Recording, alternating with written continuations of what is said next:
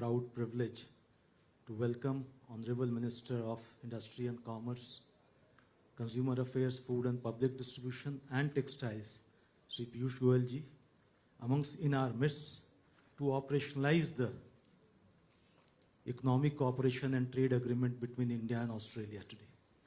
I also take this opportunity to welcome the captains of industry present here today and also our friends from media who are very key to take this message of what the trade agreement offers for the entire export industry across the country so that they can leverage the benefits out of this trade agreement. Under the leadership of our Honorable Minister, the Department of Commerce for the first time has achieved a unique distinction this year of operationalizing 2 trade agreements. First, the trade agreement with UAE was operationalized earlier this year, and now we have got Indo-Australia Economic Cooperation and Trade Agreement, which is going to be operational today. This agreement, which was signed on 2nd April 2022, after ratification from both the countries, comes into force today. Today truly is a momentous day for the trade and industry because this Indo-Australia ECTA brings together 2 major economies of the world. India, the 5th largest economy, Australia, the 14th largest economy, total with a combined GDP of more than $5 trillion. They are coming together to see that their trade in goods and services go scale up new heights. This offers opportunities on both sides, and especially for the Indian industry to see how we can leverage those new markets, new opportunities that this trade agreement offers for us. The 2 countries are hugely complementary in nature, and this trade agreement which is one of its kind with developed country in last more than 10 years, will open up opportunities for more such initiatives by Department of Commerce in future.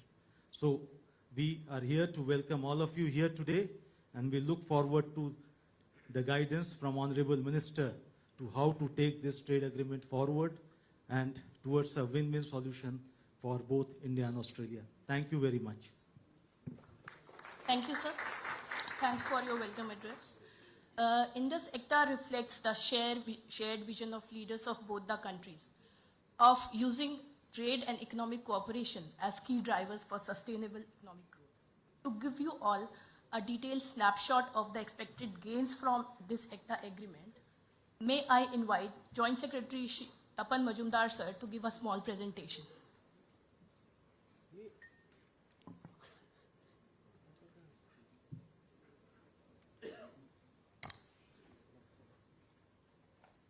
Honorable Minister of Commerce and Industry, Sri Piyush Goyal, DG PIB Mumbai branch, the industry leaders, the officials from EPCs, friends from media, and officials from various government departments, as well as others. Very good morning to all of you. All of you are aware that this agreement, which was signed on 2nd of April 2022, has come into force from today. And most of you are aware of the broad features of this agreement, but I will take through some of the important features of this agreement, which will be, giving some highlights on what are the major gains, as well as, what are the contributions we will be having under this agreement.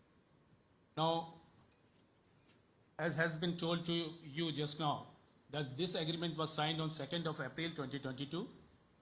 Then it took some time for the ratification because there is a process in Australia for the ratification through parliamentary approval, which took its time because of the change of government as well as the parliamentary approval, which could only be done on 21st of November 2022.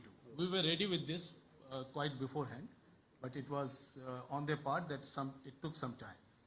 Then there was exchange of written notifications from both the sides on the completion of the domestic processes, and 29th November it was completed. And as per the agreement, after 30 days, once you exchange the notifications, after 30 days, it enters into the operation. Now, since it was exchanged on 29th of November, therefore, It is entering into force from 29th of December 2022. All of you are aware that in this Indus ECTA, which is the initial agreement, we have also committed to have a comprehensive agreement subsequently, wherein there are certain elements of the which could not be discussed in a very short period will be taken care of, and the process is on. The chief negotiators from both the sides are discussing on this issue for forming the scoping paper, which will consist of what are the elements we are looking for the comprehensive agreement. And the launch is likely to be during the joint ministerial commission meeting, which happens once in a year. And the dates are yet to be finalized. This will be happening during that time. Now, when you look into the India-Australia relations, you are aware of that Australia is a very strategic partner of India. They are already the members of the Quad wherein India, Australia, Japan and US is there. Then they are also member of the SCRI, Supply Chain Resilience Initiative, which was launched in 2021 in April, and wherein Japan, India and Australia are the members, and they are discussing how to make the supply chain among these three countries a resilient supply chain. Then Australia, India are also part of the Indo-Pacific Economic Forum, which is a 14-member associations driven by the US, and negotiations are going on. One of the most important part of the, this Australian side is that this agreement, because all of you are aware that there are about 7 lakh Indian diaspora in Australia. And we are going to be the first in terms of the diaspora in Australia very shortly, which makes their contributions is very significant in terms of Australian society and the economy. India-Australia ECTA, if you look into the India-Australia ECTA, this is in the last 1 decade, after Japan and Korea, this is the first agreement with a developed country. In between, we had certain agreements, but those agreements were with a developing country. But after a decade only, we can have an agreement with a developed country. Now we are negotiating with a number of countries. And this agreement has one very peculiar thing, is that unlike some of the other agreements, this agreement entails a complementarity. Means whatever they are exporting, those are required by us, and whatever we are exporting, they are not competing with their own productions. So therefore, there is a huge complementarity between the production lines as well as the services provided by India. Now, if you look at the figures, now we estimate that with the signing of this agreement, the total bilateral trade is expected to cross $45 to $50 billion in 5 years. Today, it is around $31 billion, goods and services taken together on a bilateral trade. And similarly, India's merchandise exports is going to increase by about $10 billion in coming 5 years, which is around now $6.7 or $7 billion. The other advantages we have in terms of, you see, not only the exports, but at the same time, there will be employment generation, which will be more than 10 lakh jobs in India, as well as there will be a lot of job opportunities in Australia, because the students and other people will be moving, wherein we will be talking briefly on the services part, then we can show that how it will increase the services. Another important aspect of this agreement is that since there will be a import or transfer of technology, or as well as the Australian investment in India, there will be an advantage of gaining higher technology, from the Australian side, whether it is engineering, electronics, pharmaceuticals, as well as medical devices. More than that, there are aspects of investments, increased investments from Australia. They have a huge superannuation fund, more than $3 trillion, and they are investing in a number of countries. Therefore, this is also an opportunity to have investment from the such funds. Then I come to the goods. On the goods side, this is the only agreement wherein you have got 100% tariff liberalization. They have given zero duty for 100% of your tariff lines. Therefore, all your exports, whether you are exporting today or you are going to export tomorrow, all will be reaching there at 0% customs duty. There won't be any customs duty. They have an average of 5% customs duty. on a number of products. Now, the sectors which will be benefited because of the customs duty reduction on the Australian side includes our all labor-intensive sectors: textiles, apparels, agriculture, leather, engineering goods, jewelry, pharmaceuticals, as well as furniture and sports goods. As of now, we are not in a level playing field with our neighboring countries also, because they get an elimination of 5% duty on the Australian side. But as of now, you will be also getting the 5% exemptions of duty. Then at the same time, you will be also on the import side, since Australia is exporting most of its raw materials to us. You will be getting the raw materials at a cheaper rate, whether it is a cotton of 28 millimeter and above length, or it is a coal or some other items that you will be getting at a cheaper rate. Now, if you look at the composition of the India's imports from Australia, you can see 96% of the imports from Australia, what is happening, is primarily the intermediate goods or the raw materials, and remaining only capital goods 1% and consumer goods only 3%, which are essential for the Indian economy as well. But when you look into India's exports to Australia, our majority of exports are consumer goods as well as the capital goods. Our intermediate goods and raw materials constitute a minor portion of our exports, which is a good indication that we have a complementarities as well as we can progress with the exports. When you come to the services side, Australia has taken a wide-ranging commitments for about 135 subsectors. If you look at their WTO commitment, they have about 100 commitments, horizontal commitments for the subsectors, but here they have taken commitment with the Indian side on 135 subsectors, which will definitely promote certainty among the Indian exporters, because they will not be able to change that. It is a part of their commitment. One of the biggest achievement of this agreement is on this double taxation avoidance agreement amendment. This agreement was signed sometimes back in 1991. Since then, because of certain anomalies in the Australian legislation, they were like our Indian companies, primarily the IT and ITS companies who were exporting from India, their turnover was charged with the income tax therein. Now, with this amendment, this turnover will not be charged with income tax in their country, which will be approximately we will be saving approximately $200 million per year.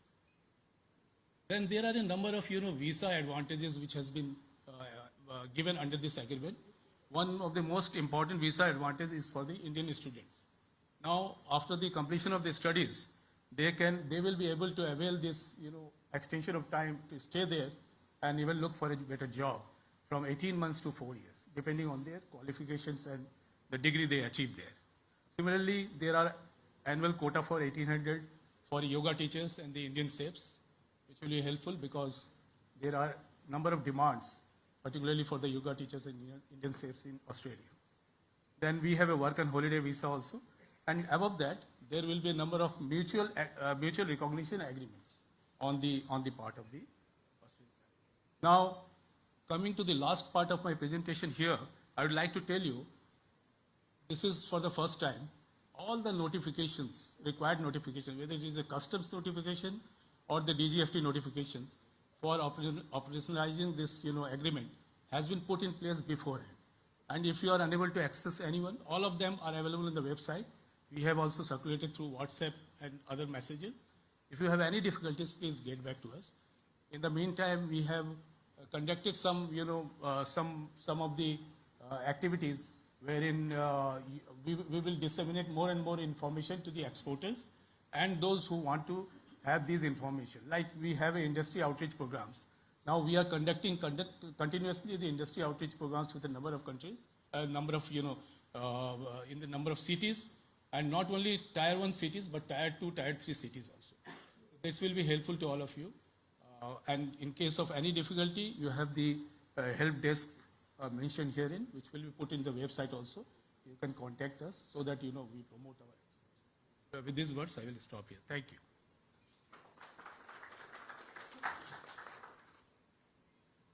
Thank you, sir.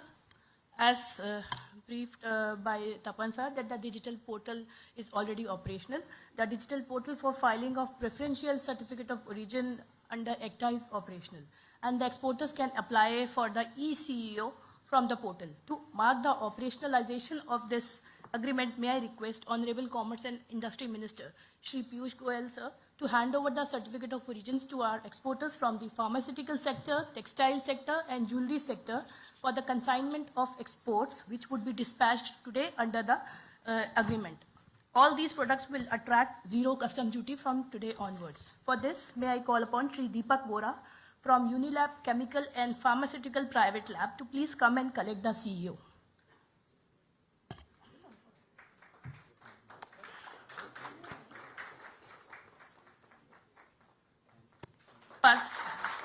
Thank you, sir. All these products which are dispatched will attract zero customs duty from today onwards. Now may I request Shri Rakesh Lakhanpal from Shirts International to please come and collect the certificate of origin.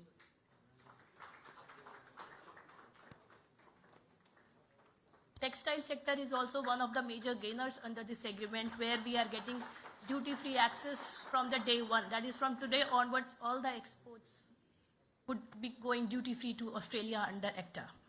Now may I request Shri Ashish Kothari from Jewelex India Private Limited to please come and collect his certificate of origin.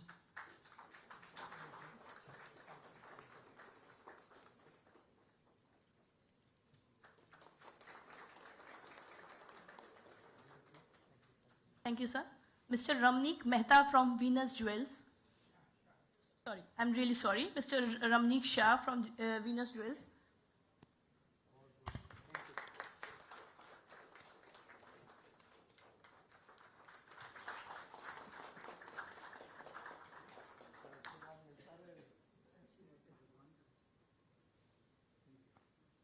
Thank you, sir. Lastly, I would request Mr. Sahil Jain from Zen Star Jewelry to please collect his certificate of origin.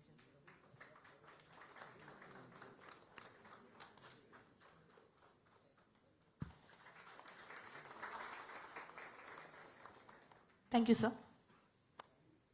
This agreement was negotiated and now being implemented in a very short span of time, and would not have been possible without the constant guidance, motivation, and exemplary leadership of our Honorable Commerce and Industry Minister, Shri Piyush Goyal, sir.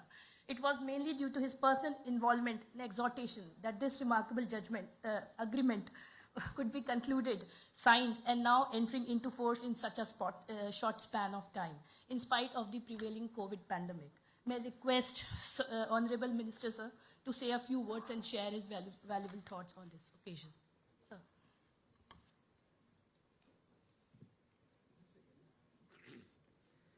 Thank you very much, Madam. Shri Rajesh Agarwal ji, Additional Secretary, Department of Commerce, Ministry of Commerce and Industry. Madam Monideepa Mukherjee, Director General PIB Mumbai. My colleagues from the Ministry, Darpan Jain, Tapan Mazumdar, other colleagues from the government, colleagues from industry, friends, who are the real reason why we are all here. Friends from different industries, whether it's textiles, jewelry, gem and jewelry, leather, chemicals, all the various sectors which stand to benefit deeply from this agreement. The IT sector, services, which will have a huge impact post this agreement, and friends from the media. At the outset, please permit me to apologize that we had to reschedule. I had to do an important meeting with a large investment group from the USA early morning today, and therefore I could not join you earlier. But I do believe that Mr. Agarwal, who's just taken charge in the Ministry of Commerce, got a good chance to interact with many of you and understand what we should do next for the 2023 agenda in the Department of Commerce. My heartiest congratulations to all of you on the entry into force of the India-Australia ECTA agreement, Economic Cooperation and Trade Agreement, the Indus ECTA agreement, which all across the Australian geography is being called the Unity Agreement. the unity agreement between Australia and India. And I compliment all of you for its successful negotiation, for its successful passing through the various processes in both countries, finally culminating with Parliament in Australia approving the ECTA agreement, and now with all the customs documentation also having been completed.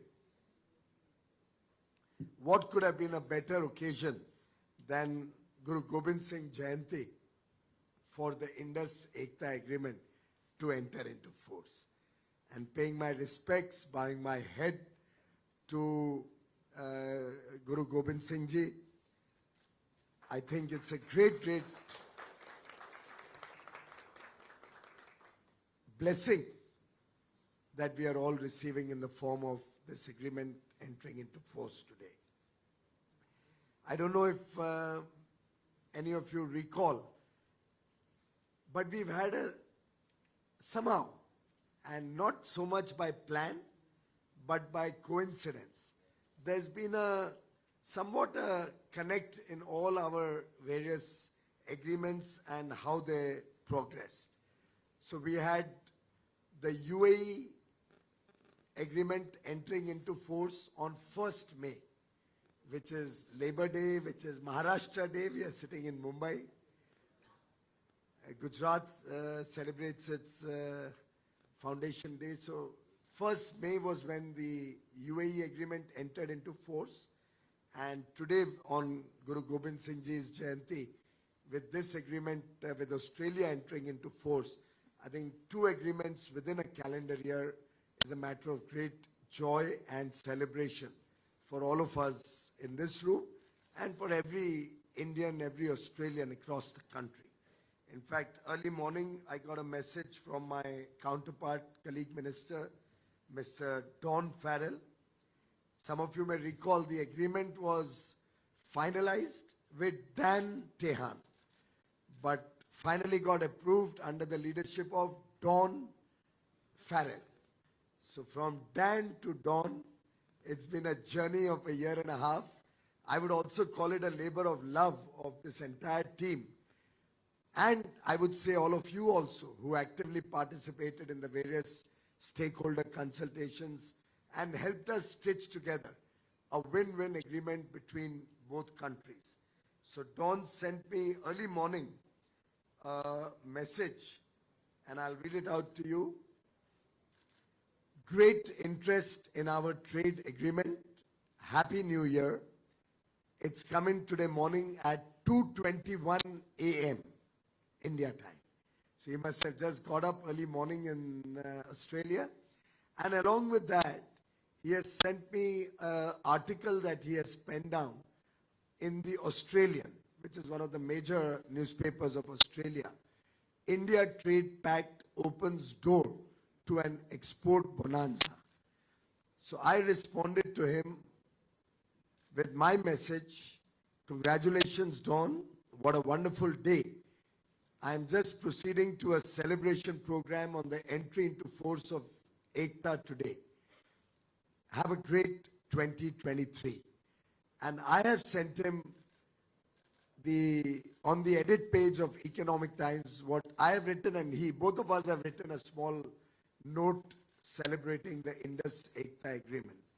So truly a matter of great joy and satisfaction. 2 agreements with 2 countries with large per capita incomes, large market potential in a variety of areas: pharmaceuticals, textiles, chemicals, gem and jewelry, leather and sportswear. And Australia is a sporting nation. A lot of potential for finished products to Australia because they hardly manufacture anything. They are largely a raw material and intermediate producing country. So it's a complete win-win. We will get cheaper raw materials for Indian industry, which will help us become more competitive to serve the world markets, which will also help us to serve Indian consumers with better quality goods at more affordable and competitive prices. Similarly, Australia, which is largely dependent on imports for most of their finished products, will benefit hugely. Consumers in Australia will benefit hugely with the entry into force of this agreement. And they will soon start seeing a lot more finished goods coming in from India, a lot of products that all of you are manufacturing in India, providing huge amount of work and job opportunities for businesses both in goods, merchandise and in services for Indian boys and girls, our young professionals, the talent that we have in India. You are also aware that, as Tapan just mentioned, this will also eliminate the double taxation on IT services, which was actually making us less competitive, and also we were losing out to in terms of profitability in our IT sector because of this double tax that they had to pay in both countries because of a earlier provision that was there in their law. I'm happy to share with you that they have, as a part of this ECTA agreement, also agreed to remove that and amend the law, which they have done in Parliament, and from 1st of April, double taxation for our IT sector will be over, and we'll save millions and millions of dollars right now, and going forward with the increased potential for our IT sector, my guess is we'll start saving over $1 billion every year for the IT sector, maybe 5-7 years down the road, which will of course give us a competitive edge and help us create lots and lots of jobs also in the services side and in the IT sector, both in India and in Australia. Friends, it's also an important point to recognize that in terms of sensitive sectors, we have not had to give up on any sensitive sector where Indian industry or Indian farmers or Indian agriculture could have faced any stress. And you'll be happy to know while India will get nearly 100% access to the Australian market duty-free, of which nearly 98% plus of our value of trade today will get zero duty from day one, from today. And just a few items, I think 100 items or so, 100 lines, which is probably 10, 12, 15 items, where we will get the zero duty in over the next 5 years. But there also the trade value is barely 1.5% currently. And that will of course go up when they also start getting the duty benefit. Whereas products like agricultural products or dairy, areas which were very sensitive for India, but without which Australia has never done an agreement, have been kept out. So our dairy will be protected, our farmers will be protected, and I must thank the Australian government, both the previous government and the current government, for their huge support and the sensitivity which they displayed while finalizing the agreement. In fact, if I may share with you some happy coincidences or some happy experiences while negotiating, and some of you have been a part of that story, you may remember it, but many of you I see in the room, particularly the Bombay business persons, don't know much about how this agreement went through. The Mumbai press also is not familiar. So I'll take a couple of minutes to share with you where this agreement took the turning point. You will all recall that Australia and India were doing trade negotiations for decades. And somewhere about 10, 12 years ago, it was aborted. And India decided to get into the RCEP negotiation in 2012 or 13 under the previous government.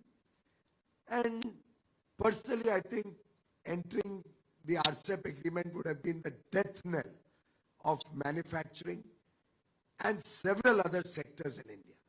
Because RCEP was nothing but a free trade agreement with China.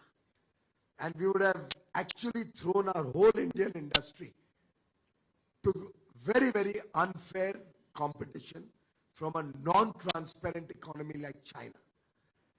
And Indian industry was petrified. And I use that word with great responsibility. when I started engaging with stakeholders, with industry captains, with associations, retailers. I went through the entire Indian industry segment across sectors. And nobody was happy with it, with RCEP. I wonder why and with what consultation the previous government had got into the RCEP negotiation in the first place. And I must thank Honorable Prime Minister Shri Narendra Modi ji for having the ability and the decisive leadership to say no in front of world leaders to joining RCEP. On 4th of November 2019, when he stood up in Bangkok, in front of all the leaders of 15 other countries, all the ASEAN countries, Australia, New Zealand, Japan, Korea, China, all their top leadership was there. And Prime Minister Modi boldly stood up and said the RCEP does not meet the principles or the guiding areas of agreement on which RCEP was first conceptualized, and therefore India chooses not to join RCEP. I think it was a day where almost the entire country celebrated back home in India that India was not joining RCEP. We already have a free trade agreement with all the ASEAN countries, with Japan and Korea. So 12 countries were covered. Today, Australia gets covered. That's 13. New Zealand, our total trade is about $300 or $350 million. Very small country, very far away, very small interests both ways in terms of trade. Though they are very keen to do an FTA with India, but really we don't have the bandwidth right now in my ministry to be able to start one more negotiation. And the 15th was, other than us, was China. So effectively, we would have landed up doing a free trade agreement with China. And therefore, walking out of RCEP was one of the most prudent, economically wise decisions that India could take. And the world appreciated and recognized this decision as being in the best interests of India and Indian business and the people of India.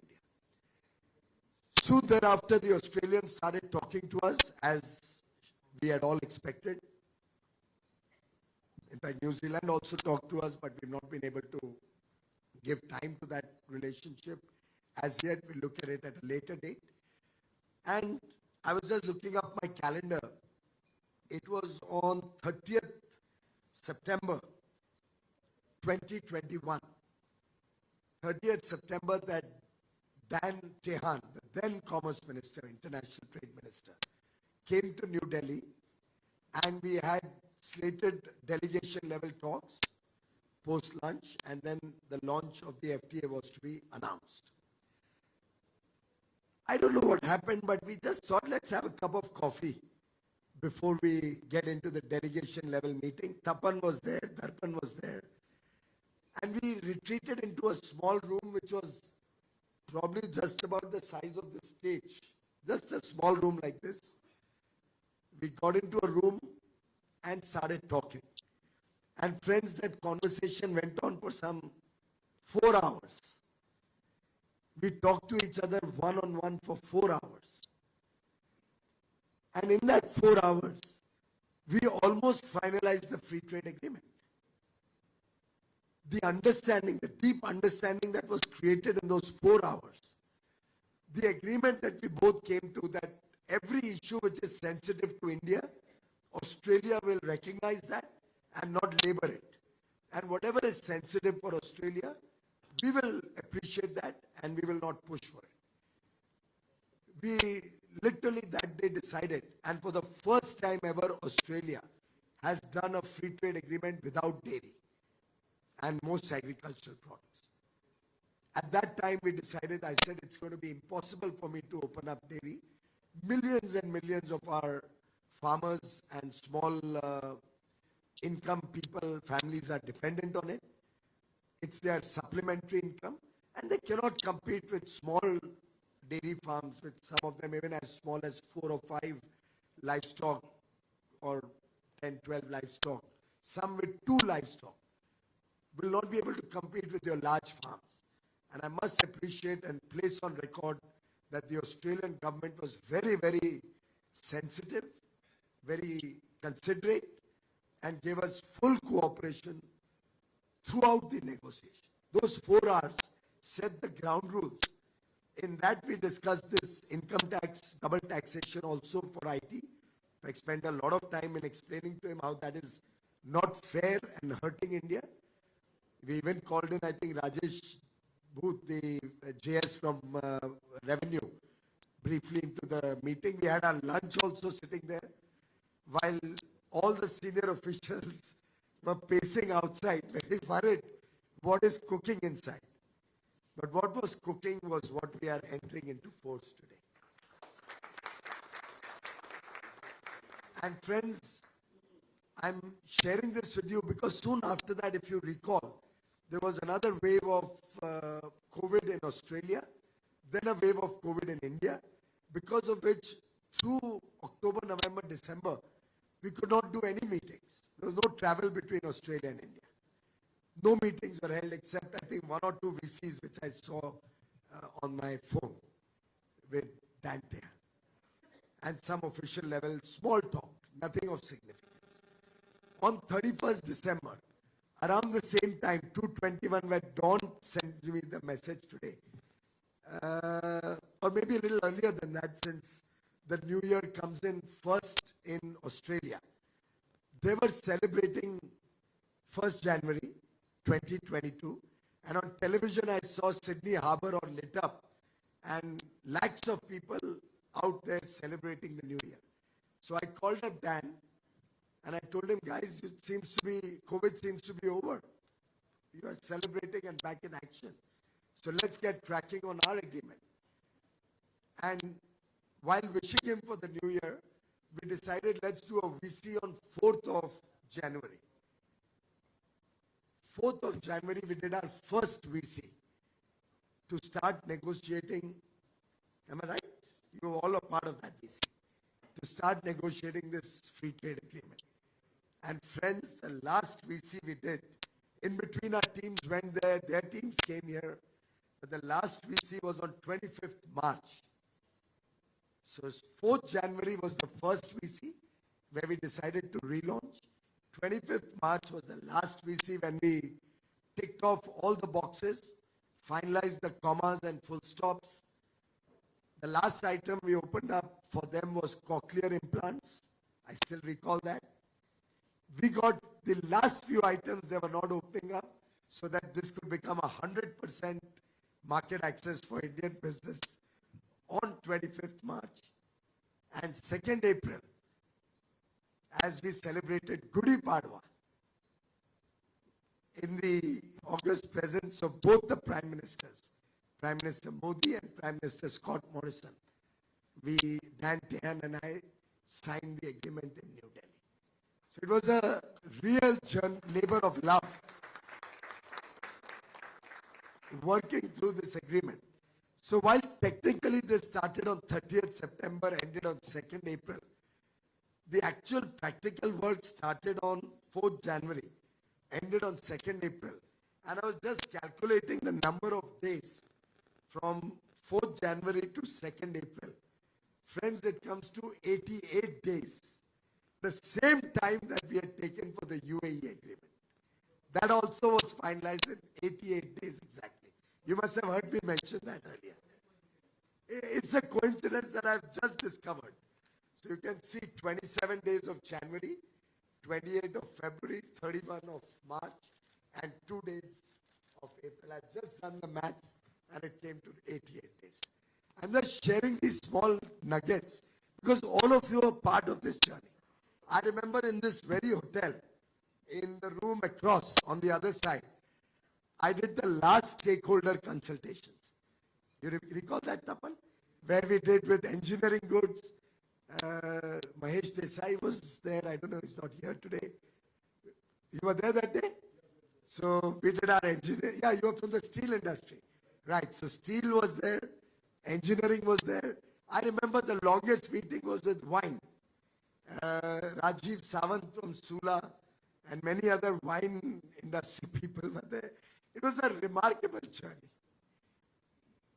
I think you also came. Gems and jewelry also had come. Textiles had come. So we've had some wonderful engagements with all of you being a part of this journey. Thank you very much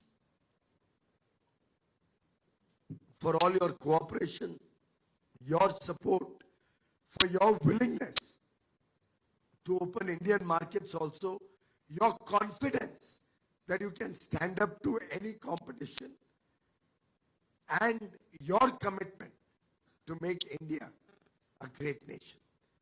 Truly appreciate each one of you. I pray for your success. I pray each one of you benefits hugely from this agreement. This is a beginning, the second beginning after UAE.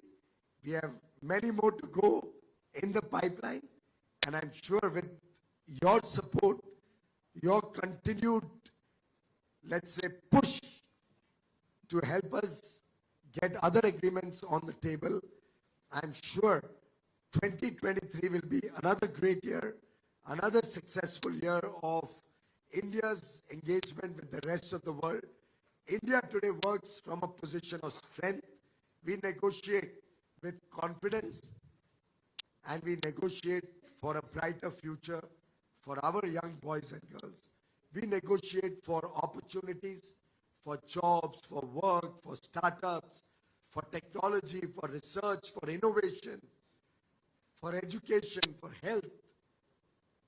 And with the support of this team sitting in front of me, I think an agreement, which if I can take an analogy from cricket, which also binds Australia and India together, this can be called an agreement that was negotiated with the speed of Brett Lee and the perfection of Sachin Tendulkar.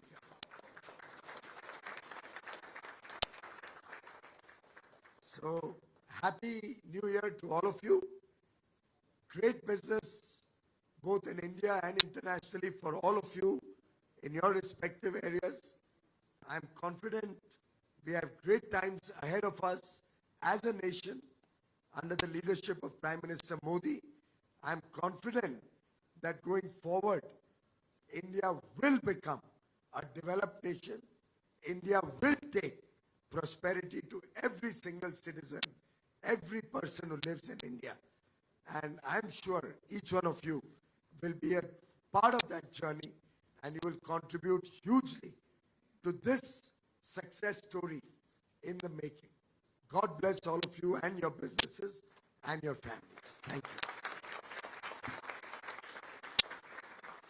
Thank you, sir, for the interesting and enriching remarks.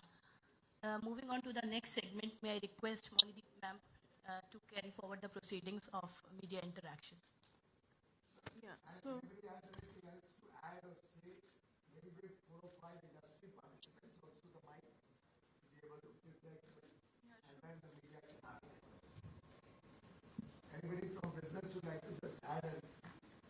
Anybody who wants to add can raise hands. The mics will be passed on to your table. Yeah.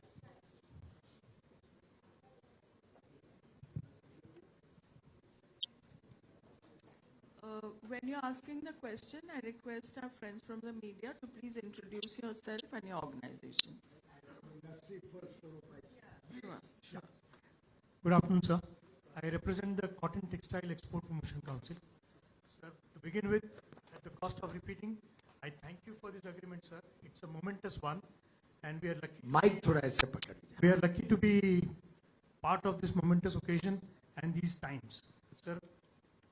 On our part, we are looking at it as a great opportunity to increase the exports of made-ups and fabrics to Australia. Presently, our made-ups, we have a share of about 13% in Australia's imports. We are confident of doubling this in the next 2 years, sir. Thank you, sir. So we are from JSW Steel, and we are one of the very progressive exporters.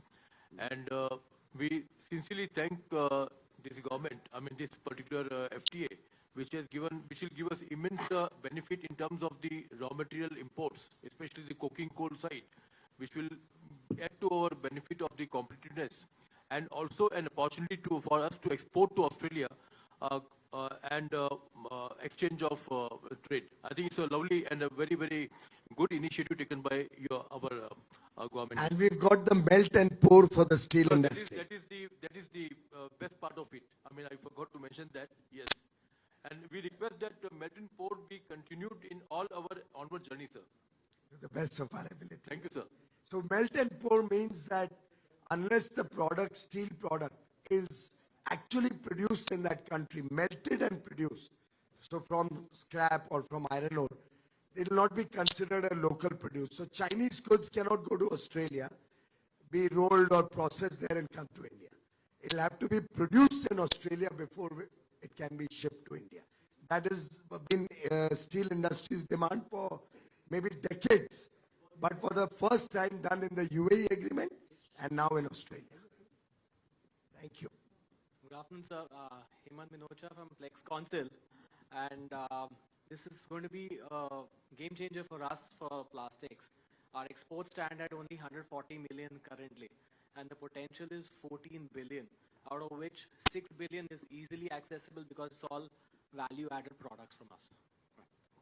Thank you.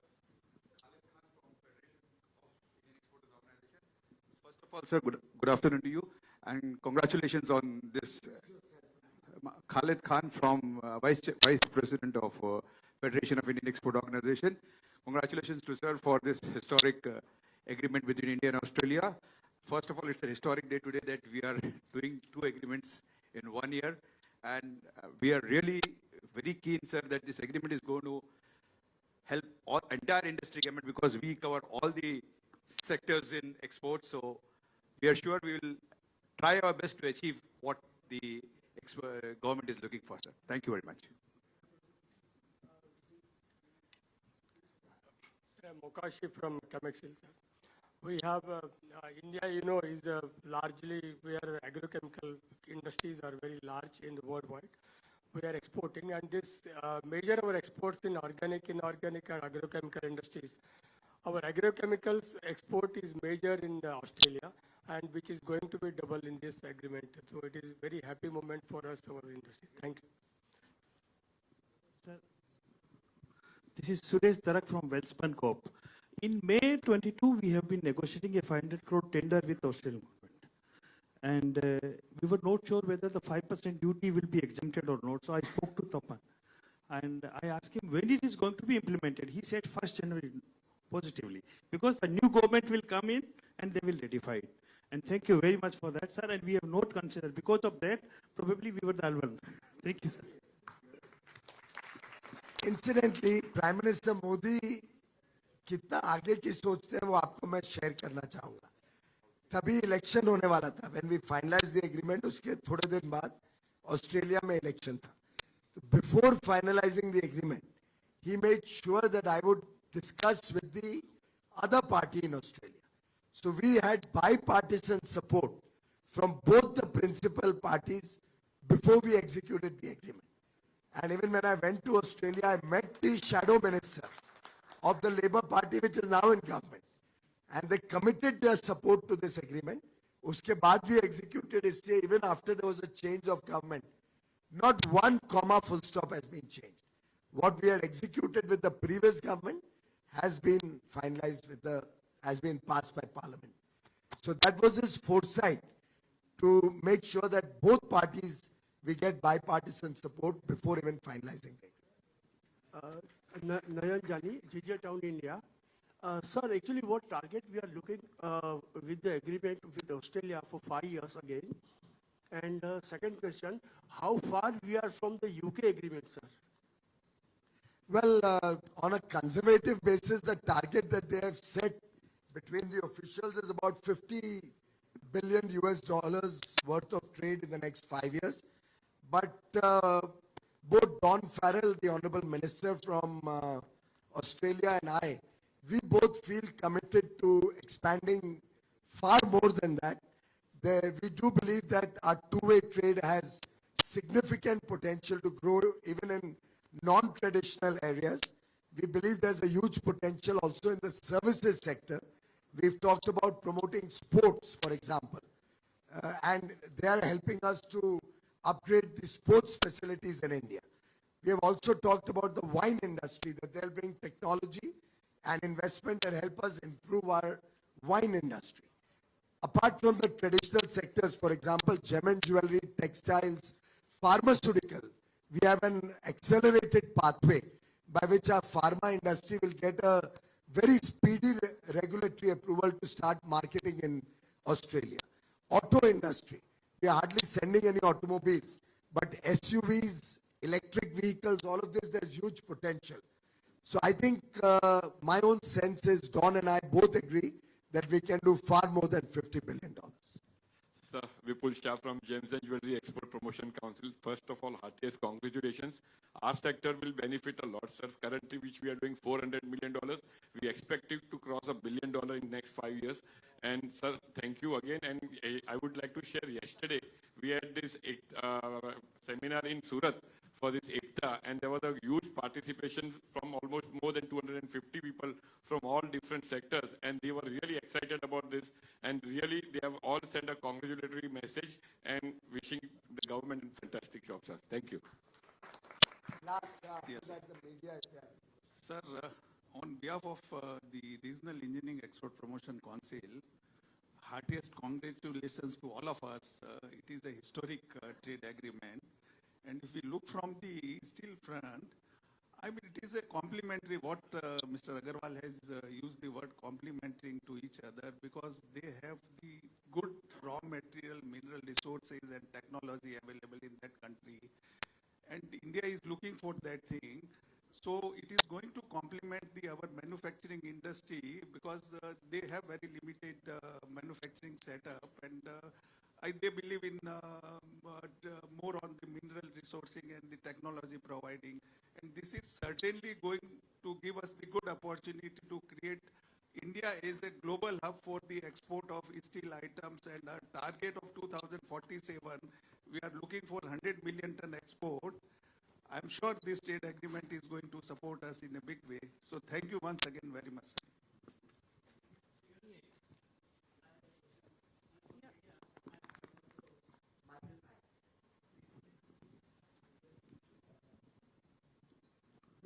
Hello.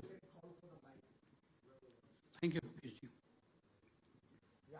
I'm the resident editor of Daily Sahafar, which is being published from Mumbai, Lucknow, Dehradun, and Delhi. Sir, I have a question for you. How big are the opportunities for generating this employment under this ECTA agreement? We believe that based on the feedback we got from industry, the agreement will add at least 10 lakh jobs in the next 5 years in India. Excellent. And I didn't mention about the UK. Incidentally, the UK Minister, Kemi Badenoch, was in India earlier this month. And we've had very good discussions and engagement. And on many areas, we've come to a common understanding, very similar to what we did with Australia. So we had an extensive round of discussions, decided that let's keep the sensitive sectors out and focus on low-hanging fruits and proceed faster. So we do hope that this calendar year will give us at least a couple of very good news in terms of new international agreements. Sir, Ashish from PTI. So UK would be this calendar year, and what would be the other ones which are, because you're working, seem to be working in a very time-oriented sort of a way. So what would be the other one, low-hanging ones? I think Canada, an early progress trade agreement, ECTA, with Canada is another area where I received again a message from my counterpart from Canada 2 days back. I think it was on Christmas Day, and really looking forward to connect in the new year. And our teams are going to Canada end of next month, January, for the next round of discussion. So January we have discussions next round with UK, with Canada, and with European Union. So you can imagine what's happening in the Commerce Ministry. Literally, they are all on, and we have an IPEF meeting. No, not IPEF. We have a trade policy forum also in January in Washington. Then February, we have an IPEF meeting in India. So this whole period is going to be full of high octane activity. So at least 2 of them you expect it to be signed in the calendar year, sir. Just to I am a born optimist. So at least 2 बोल रहे हो तब तक ठीक है. 2 नहीं बोला अच्छा किया. अगर 2 बोलते तो मुझे थोड़ी चिंता होती. But at least 2, that's the right spirit. Sir, recently, former Chief Economic Advisor Mr. Subramaniam wrote in Foreign Policy expressing some concerns about how the tariffs set by the ministry are not helping the PLI scheme, how probably India is a bit inward-looking. India is inward-looking in its entire sort of spirit, and also how the entire creating national champions issue is probably doing disservice to Indian enterprise. With due respect to the former CA, everybody has a viewpoint and has a particular direction in which one believes with conviction that he is on the right thought process. The former CA is one of those who believes in completely opening up all businesses to free trade. We believe that it is important that we calibrate the opening up so that Indian industry gets enough time to mature, develop themselves, and be able to compete on fair terms. So PLI is one of those schemes which will help Indian industry. जिसको बोलते हैं जैसे motorcycle कैसे start करते हैं, उसको एक kick start देना पड़ता है. तो PLI is that kick start. It's an effort to support Indian industry in initial period for first 5 years, so that it gets the kickstart, creates the competitive edge, creates economies of scale by creating large global champions of global scale manufacturing, and has the ability then to compete with the rest of the world on an equal footing, because consumers also want affordability. You cannot keep protecting a sector for the rest of the life. So I think what this government under Prime Minister Modi is doing is both. We are opening up in a calibrated manner, but before we open up anything, we are strengthening Indian industry. And we open up once the industry themselves comes on board and says, yes, now we are ready to face any competition. For example, auto components. I've had so many engagements with auto components, the engineering sector, the steel sector. वो बोलते हैं हमको zero duty access दिलाओ आप दुनिया में. भारत पे जिसको जो भेजना है zero duty पे भेजने दो. We can compete with anybody in the world. That is the courage of conviction today of Indian industry, which is why we are proud of our Indian industry. And we are doing a very calibrated, modulated opening up, supporting industry wherever they require. And that also support comes out of studies done jointly by private sector, industry associations, and government acting as a facilitator, the scale committee, which guides us which are the sectors which need that support. So it's a very, very professional approach and a collaborative approach between industry and government. Sir, hi, Shama from Doordarshan. Sir, here. Sir, here. How will the MSME sector benefit from this agreement, ECTA? Madam, the maximum exports are happening through our MSME sector. And obviously any growth in export will help MSME more than anybody else. Point two, large industry very often can still manage because of economies of scale with some duties. MSME gets really hurt.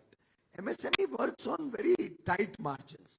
So with this going away of the import duty and becoming zero with Australia, I think the maximum direct benefit will go to the MSME sector, because they are the ones who create jobs and they are the ones who will be able to use the benefit of the duty becoming zero. And lastly, keep in mind, every large industry needs a big ecosystem around it of MSMEs. The steel industry people here. The steel industry may be a large, they may have invested maybe 50,000 crores in JSW Vijayanagar or in Dolvi. But around that, there will be thousands of MSMEs who are suppliers to the main plant. And then there will be thousands of MSMEs who buy from the main plant. In both respects, the final beneficiary, even though a certain thing may look like a benefit is going to a large unit, it actually helps the competitiveness of India as a whole, and the biggest beneficiary is the MSME, either directly or indirectly. Hi, sir. Aishwarya from ET now. Of the $45-50 billion bilateral trade benefit that will be there between India and Australia, which are the top 5 sectors that will benefit from this trade? The 5 large beneficiaries? Yes. I think you heard all of them speaking here, but I can broadly from my mind recall, gem and jewelry was most bullish that this will be a great benefit for them. Textile was extremely confident the benefit will be big for them. Automobile, auto components, and then the larger engineering ecosystem was another area which was very confident that this will open up huge opportunities. The pharma sector, they are large importers of medicines and pharmaceuticals. This generics going from India will help them reduce their cost of healthcare in Australia also, and will give huge opportunities for Indians. Now I can keep going on and on, but I'd like to mention the IT sector. Because of that double taxation going away, since you talked of 5, IT will benefit in a big way. But otherwise, I think getting 100% of products access with zero duty will actually help the Indian industry as a whole. The plastics was so confident, friend from plastic industry. They don't have much of a manufacturing base. So they are largely dependent on imports. And their largest imports comes from a country who's not very friendly with them right now. So they are very, very keen to expand with an alternate, and a powerful, large manufacturing base like India fits perfectly into Australia's plans. We are together on the Quad, Japan, Australia, US and India. We are together on the supply chain resilience initiative between Japan, Australia and India. So we are working together on strategic, geopolitical and now economic areas. So we are, the ambit of our relations is only going from strength to strength. Sir, first of all, congratulations for achieving this milestone. Would like to know more about that. What are the chances of government and what are your views for coming forward with the full free trade agreement with Australia in the coming years? This, in terms of goods and services, this almost covers everything. So these days, free trade agreements usually cover non-trade issues also. You know, they discuss about our collaboration and cooperation in education. They talk about environment, climate change. So various new subjects are becoming very important in modern free trade agreements. So this agreement covers, I think, 9 chapters, and 14 is covered in this agreement. There are few areas more that we are discussing with them. We are discussing how to expand investments between the 2 countries. So that's another area where we have discussions going on. We are looking how we can improve mobility between the 2 countries. While I'm sure you might have noticed, every student who goes to Australia to study will get a guaranteed visa ranging from 18 months to 4 years. Our STEM graduates or postgraduate students, PhDs and all, will get 4-year work visa, guaranteed to work in Australia. So all our students who go there will get a chance to recover the money they spend on their education, and many of them may even get a chance to work if they do well. Then our yoga instructors and chefs, cooking chefs, bawarchi, they will get 1,800 visas every year. Every year, 1,800 work permits for chefs and yoga instructors. So it's an agreement which covers a very wide span, and which I can, madam, keep recounting the benefits. And शाम हो जाएगी, मुझे आपको शाम का खाना भी खिलाना पड़ेगा. Thank you, friends. Thank you.